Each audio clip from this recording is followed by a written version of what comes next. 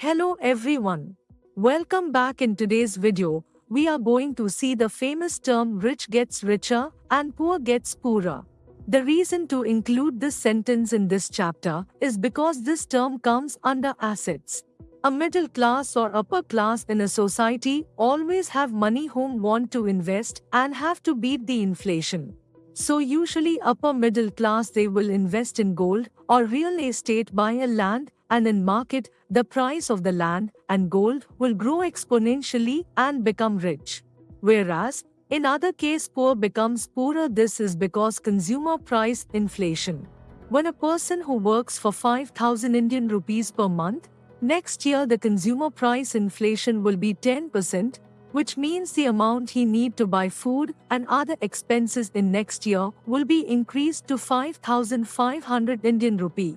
But if the same person who is working for 5000 rupee will be short of 500 rupee in next year, and they will cut their spending and their needs. Hence in an economy like India, rich will get richer always and poor will get poorer. Among the rich who invest in stocks, real estate and gold, there are other group also there who will invest in intangible assets. What is intangible assets? Intangible assets are something which is not physical but can be converted into money. Coca-Cola is a soft drinks, but the pattern to bring the taste of Coca-Cola is right that company have and cannot be used by other company or there will be a lawsuit. Same goes with pharma patent. Owning a right of image like Mickey Mouse or Donald Duck is also a right and considered as intangible assets.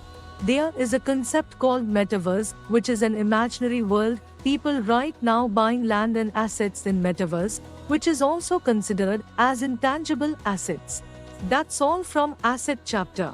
Tomorrow we will meet in another chapter in finance.